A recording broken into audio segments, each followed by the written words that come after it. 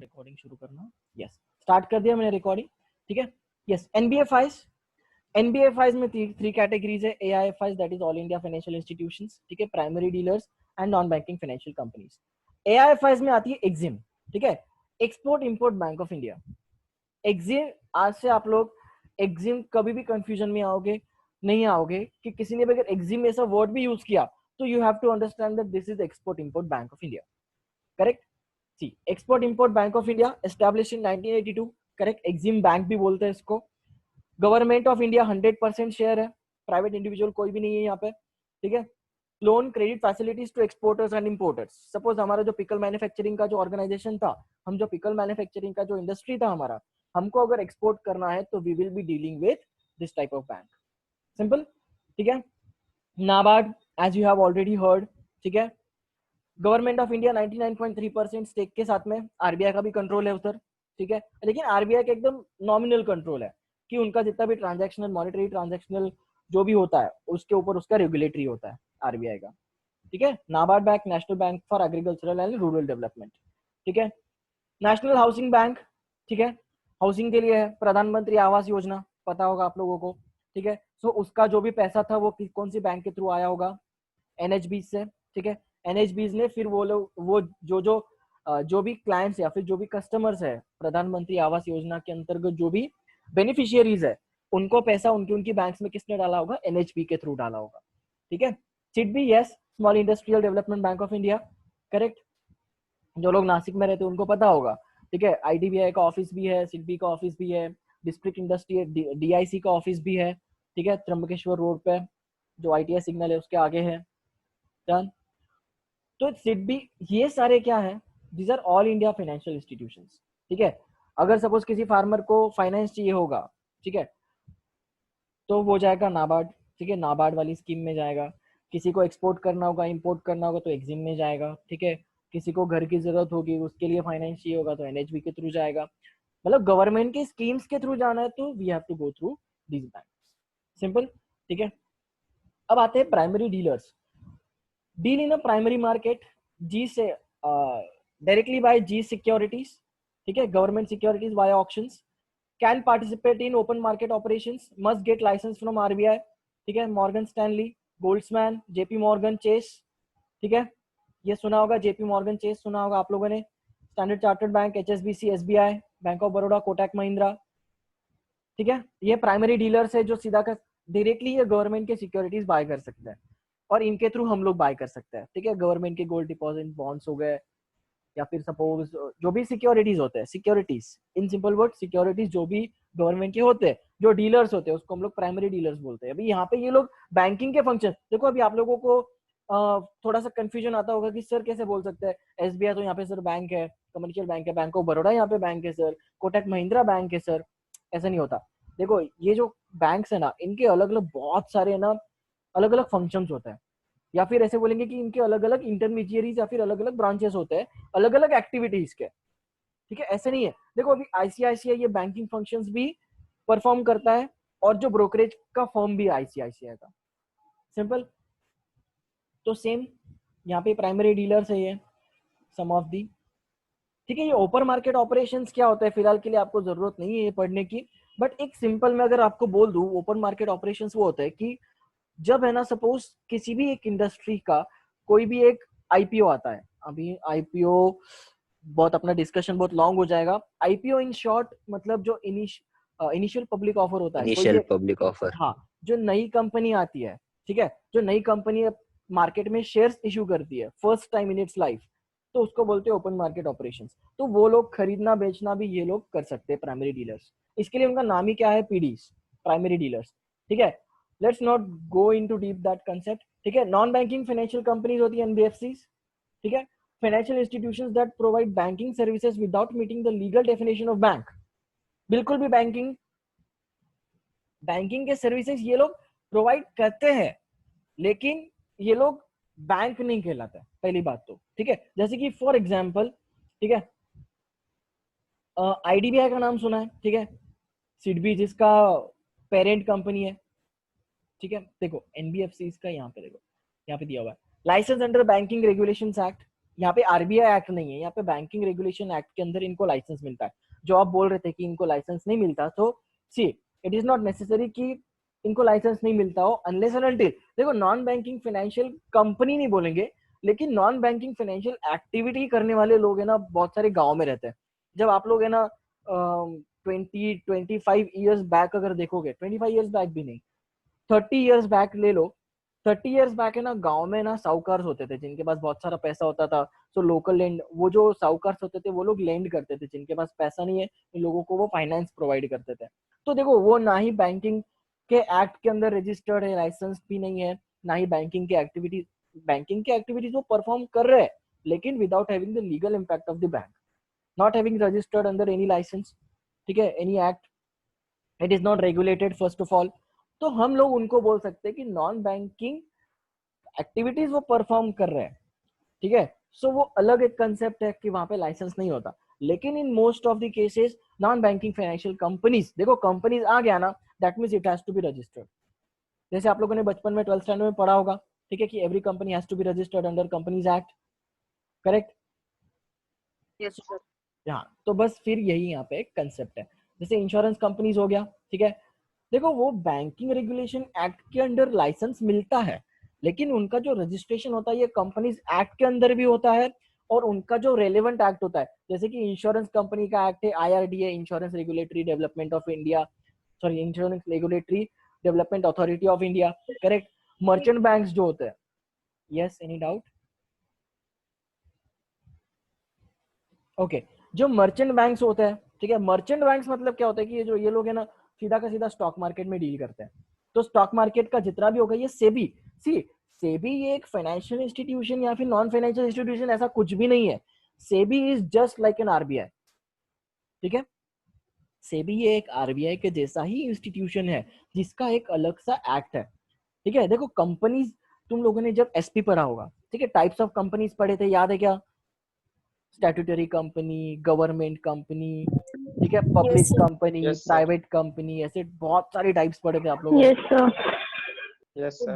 बस फिर ये लेना वही है कि जो स्टैट्यूटरी कंपनीज क्या होती है कि which are form by a special act, ठीक है। स्पेशल एक्ट के अंडर जो आती है आईआरडीए, सेबी, आरबीआई, ठीक है। फिर उसके बाद में आईसीएआई, आपका खुद का इंस्टीट्यूट ले लो, अपेक्स इंस्टीट्यूट है कि नहीं? आईसीएआई का फंक्शन कोई और परफॉर्म कर सकता है क्या? ऑब्वियसली नहीं। आईसीएसआई का फंक्शन कोई और परफॉर्म कर सकता है क्या? ऑब्वियसली नहीं, बिकॉज इन सबके जो एक्ट्स है वो अलग अलग है। समझ में आ रहा है? ठीक है, कंपनी सेक्रेटरीज एक्ट अलग है, चार्टर्ड अकाउंटेंट्स का एक्ट अलग है, ठीक है। ऐसे बहुत सारे एक्ट्स है जो एक्ट के थ्रू जो कंपनी आती है इन एग्जिस्टेंस, उसको बोलते हैं हम लोग statutory companies. So these are not financial, not banking companies, तो therefore they are listed in non banking financial companies. Simple. चलो यहीं पे बस इतना ही था होमवर्क, ठीक है। और मैंने एडिशनली बोला था इफ पॉसिबल कि आप लोग कोई भी एक फाइनेंशियल इंस्टीट्यूशन है, ठीक है, मतलब क्या आप या तो बैंकिंग फाइनेंशियल इंस्टीट्यूशन चूज कर सकते थे या फिर नॉन बैंकिंग फाइनेंशियल इंस्टीट्यूशन, ठीक है। सो मुझे जानवी का आया था, so she has studied deeply in, I guess, let me see, SEBI में, yes, she has studied about SEBI, ठीक है। चलो, और किसी ने किया है डिटेल स्टडी किसी भी एक बैंक का या फिर किसी भी एक फाइनेंशियल इंस्टीट्यूशन का? सर एनबीएफसी का यस, मुझे लर्न नाम बताओ, किया नाम है सर। बताओ। हाँ, वो हमने अभी डिस्कस कर नाबार्ड। लिया, नाबार्ड का किया यस आपने? यस नाबार्ड। यस। यस। और किसी ने? चलो, देखो ये सारी चीजें ना सीखने में ऐसा इंटरेस्ट आना चाहिए। मैं आपको ऐसे बार बार ऐसे छोटे बच्चों की तरह स्कूल टीचर के जैसा नहीं पीछे पड़ूंगा कि आप लोगों को ये करना है करना है, sir you have interest. Yes yes. Sir central bank किया है मैंने। Which one? Central bank. Central bank of India, okay. और कोई? ठीक है, चलो, आई होप अभी तुम लोगों को थोड़ा सा वाइडर कंसेप्ट समझ में आया होगा कि व्हाट आर फाइनेंशियल इंस्टीट्यूशंस, ठीक है, कौन से टाइप्स होते हैं, ठीक है। नॉन बैंकिंग फाइनेंशियल कंपनीज क्या होती है, कौन सा रजिस्टर्ड अनरजिस्टर्ड, डन। तो चलो यहाँ पे हमारा जो है अभी डिस्कशन होमवर्क का खत्म हो चुका है। Let's start. एक बार टेस्ट की तरफ देख लेते हैं, ठीक है। चलो, how was the test guys? चलो, मैं अभी फिलहाल शेयर नहीं करता, ये वाला स्लाइड शेयर नहीं करता। चलो बताओ, हाउ वाज द टेस्ट? ठीक था, अच्छा अच्छी था? थी सर। Yes sir. हाँ सर, अच्छी कुछ थी। कंफ्यूजन? Yes sir. अच्छा सॉरी, यस यस जानवी, आपका आवाज नहीं आ रहा है, अटक अटक के आ रहा है आपका आवाज। अच्छा था सर। अच्छा था, यस। कोई कंफ्यूजन्स थे कि सर ने ये वाला कंसेप्ट नहीं पढ़ाया, हमको नहीं आ रहा है ऐसे, कि थोड़ा थोड़ा सा दिमाग लगाना पड़ रहा था टेस्ट में? सर वो 15 नंबर का क्वेश्चन। हाँ, वो हम लोग डिस्कस करेंगे, डोंट वरी, वो हम लोग डिस्कस करेंगे, ठीक है। यस, चलो, ऐसा कोई स्पेसिफिक क्वेश्चन है जो सबको ही नहीं आ रहा था? 15th वाला क्वेश्चन सबको नहीं आ रहा था, सीए वाले? हाँ सर, उसमें कंफ्यूजन हो रहा था। कंफ्यूजन हो रहा था, ओके। सीएमए वालों, आप लोगों ने थियरी कितना कंप्लीट किया, कितने टाइम में कंप्लीट हुआ? कुछ आइडिया है? मतलब सर हम लोग इतना कंप्लीट कर सकते थे, 20 मार्क्स के जो एमसीक्यूज थे वो तो हो गए थे। Yes Omkar? Sir 40 minutes complete हो गए थे ना, तो हाँ, सेकंड क्वेश्चन कुछ तो स्टार्ट था, मतलब लास्ट क्वेश्चन बचा था अच्छा मेरा। अच्छा अच्छा, लास्ट क्वेश्चन आपका बचा हुआ था, ओके। टोटल 3 क्वेश्चन दिए हुए थे ना, ठीक है। चलो, नो प्रॉब्लम। थोड़ा सा है ना राइटिंग स्पीड बढ़ाओ। सीएमए वालों, it is the most crucial part two complete your paper, okay. सिर्फ कंप्लीट ही नहीं करना है, आपको अच्छे से आंसर बहुत ही स्पेसिफिकली लिखना है, ठीक है। आपका बहुत अच्छा स्कोर आ सकता है। डन, चलो, लेट्स। सर, यस, 13 क्वेश्चन नहीं आ रहा था एमसीक्यूज में सीएमए। सीएमए का 13 क्वेश्चन ही आ रहा था, नो प्रॉब्लम, वो भी डिस्कस करते हैं हम लोग, ठीक है। चलो, देखो इकोनॉमिक्स, यस, अभी सब लोग म्यूट रखेंगे फिलहाल, ठीक है। मैं डिस्कस करता हूँ क्वेश्चन पेपर। यहाँ पे मैंने आंसर्स मार्क कर दिए हैं, ठीक है। Economics is the study of how society decides what and how and whom to be produce. देखो, ये वाला क्वेश्चन थोड़ा सा अलग, मतलब अगले कंसेप्ट में से था, बट यस, मैंने इसका डिस्कशन कर चुका था, ठीक है। कि है ना, इकोनॉमी की जो स्टडी होती है, ये ना 3-4 प्रॉब्लम्स के ऊपर ही डिपेंड होती है कि हम लोग इकोनॉमिक्स की स्टडी क्यों करेंगे, ठीक है। So the best answer was C, ठीक है। how the society decides what, how and for whom to be produced, ठीक है। Normative economics forms opinions and personal values, ठीक है। देखो यहाँ पे बहुत सिंपल है, बिकॉज नॉर्मेटिव इकोनॉमिक्स ये वैल्यू जजमेंट्स पे बेस होता है, ठीक है। कि नॉर्म नॉर्म देखो, पॉजिटिव इकोनॉमिक्स क्या है, ये सिर्फ डिस्क्रिप्टिव है। यहाँ पे हम लोगों को सिर्फ बताया जाता है कि फैक्ट्स, कि ये ऐसी ऐसी चीज है भाई, मैं इसका कोई सोल्यूशन नहीं दूंगा। पॉजिटिव इकोनॉमिक्स ऐसे बोलता है, लेकिन नॉर्मेटिव इकोनॉमिक्स क्या बोलता है कि चीजें अगर ऐसी है ना, तो इन चीजों का ये सोल्यूशन हो सकता है, ठीक है। So it is based on opinions and personal values, correct. So B option is correct. Microeconomics is concerned with obviously individual units. Macroeconomics is the study of economy as a whole, ठीक है। Father of economics simple था, Adam Smith. Normative economic theory deals with problem solving, correct. Next है micro economics theory deals with individual units. Yes, फिर से ये I guess double repeated question था, no problem, ठीक है। Goods includes material things both A and B, ठीक है। Can be transfer, can be visible, मतलब क्या कि वो लोग वो जो गुड्स है वो विजिबल भी होते हैं और they can be transferred, correct. Human wants are simple है, स्कार्सिटी की डेफिनेशन में भी आता है, हम लोगों ने स्टेटमेंट भी देख लिया था। अनलिमिटेड है, लिमिटेड रिसोर्सेज के साथ with alternative uses, correct. Growth की डेफिनेशन सैमुएल्सन ने दी थी, ठीक है। यहाँ पे ना देखो, ग्रोथ की डेफिनेशन किसने दी थी, यहाँ पे किसी का आंसर गलत नहीं आना चाहिए, क्योंकि हमको पता है एडम स्मिथ ने वेल्थ की डेफिनेशन दी है, मार्शल ने वेलफेयर की डेफिनेशन दी है, दैट्स इट। रॉबिन्स ने स्कार्सिटी की डेफिनेशन दी है और ग्रोथ की डेफिनेशन सैमुएल्सन ने दी है, सिंपल, ठीक है। Welfare, Alfred martial.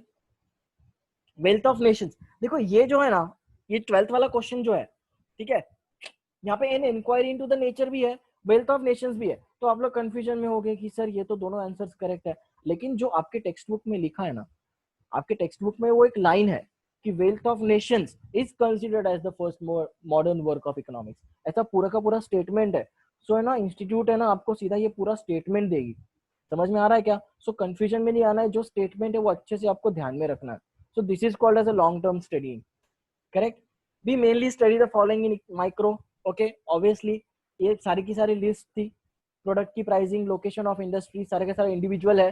सो यहाँ पे हम लोग इंडिविजुअल कंसेप्ट अप्लाई करेंगे. सो इंडिविजुअल के हिसाब से ये सारा का सारा एक माइक्रो इकोनॉमिक्स के अंदर आता है. ठीक है.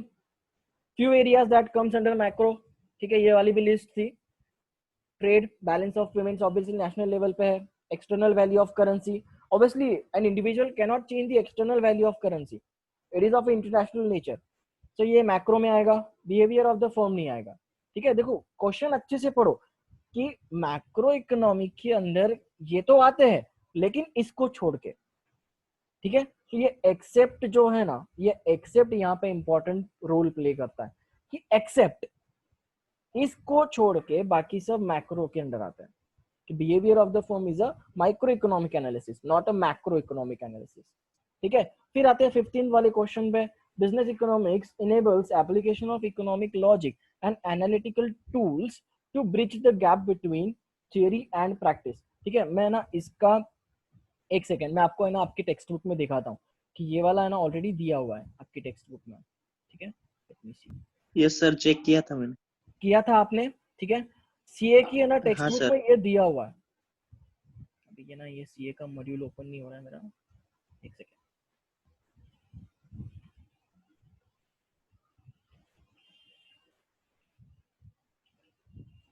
मैं आपको 1 मिनट में दिखाता हूँ. इसके लिए बोला था मैंने कि है ना आप एकदम ध्यान से पढ़ाई करो, बिल्कुल एक एक वर्ड टू वर्ड देख लो कि किस तरीके से क्वेश्चंस को फ्रेम किया जाता है. वहीं के वहीं है ना पढ़ के आप लोग है ना वहीं के वहीं क्वेश्चंस भी फ्रेम करो. ठीक है.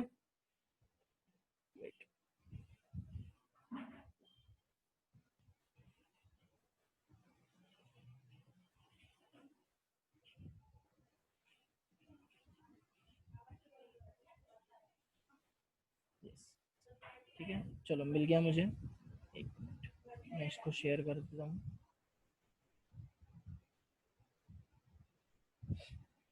देखो ये दिख रहा है. Business economics enables application of economic logic and analytical tools to bridge the gap between theory and practice. इसका मतलब क्या होता है कि बिजनेस इकोनॉमिक्स ये एक ऐसा इकोनॉमिक एनालिसिस है जो थियरी और प्रैक्टिस का जो गैप वो भर देता है. ठीक है. मतलब क्या कि थियरी एक अलग चीज है, प्रैक्टिस एक अलग चीज है. ये क्या है? ये एक अजम्पशन है कि थियरी थियरी होती है, प्रैक्टिस प्रैक्टिकल होता है. ठीक है. लेकिन बिजनेस इकोनॉमिक्स ने इन दोनों चीजों को कनेक्ट किया.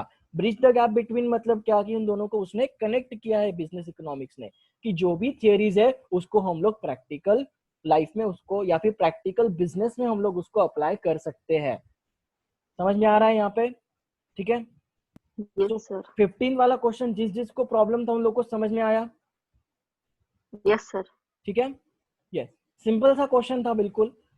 आप लोगों ने अगर जिसने अच्छे से मॉड्यूल पढ़ा होगा तो उसको आया होगा ये. ठीक है. Business economics is an art as it involves practical application of rules and principles. ये मैंने पढ़ाया हुआ है. ठीक है. ये मैंने अच्छे से क्लास में पढ़ाया हुआ है. ऐसा कोई नहीं है कि मैंने क्लास में पढ़ाया नहीं है.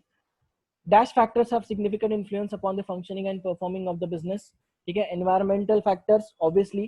ठीक है. Science factors. देखा जाए तो ये जो तीनों वर्ड्स है ना, ये जो तीनों वर्ड्स है ये बिल्कुल वहां पे फिट होते ही नहीं है, पहली बात तो. ठीक है. एनवायरमेंटल ही ऐसा एक वर्ड है जो यहाँ पे फिट होता है, जिसको अगर आंसर लॉजिकली पता भी नहीं होगा तो वो लोग तुक्का भी मारना है तो ऐसे तुक्का मारना है कि हाँ अगर साइंस फैक्टर्स नहीं है तो बैठ नहीं रहा है. अवेयरनेस फैक्टर्स नहीं, ये भी बैठ नहीं रहा है सर. मैनेजरियल फैक्टर्स थोड़ा हद तक बैठ रहा है, लेकिन परफॉर्मेंस में नहीं, ये भी नहीं बैठेगा. हम लोगों ने कहीं पे ये पढ़ा नहीं है. जिन लोगों ने वो मॉड्यूल पढ़ा होगा तो उन लोगों को फिर यहाँ ऐसे फिर सबकॉन्शियस माइंड में याद आता है कि नहीं फिर एनवायरमेंटल फैक्टर्स ये बेस्ट ऑप्शन है. यहाँ पे 50-50 हो जाता है मैनेजरियल और एनवायरमेंट में. ठीक है. सो जहाँ पे 50-50 है वहाँ पे रिस्क ले लेने का. ठीक है. वो मैं आपको स्ट्रेटेजी सिखाऊंगा कि किस तरीके की रिस्क लेनी है, कितने मार्क्स की रिस्क लेनी है, वो अभी नहीं. लेकिन कोई भी मुझे पूछेगा नहीं कि सर कैसे करना है, क्या करना है. ठीक है. यस.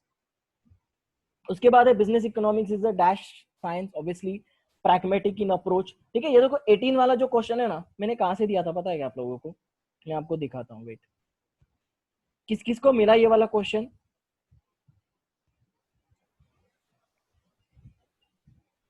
ये देखो, वेट,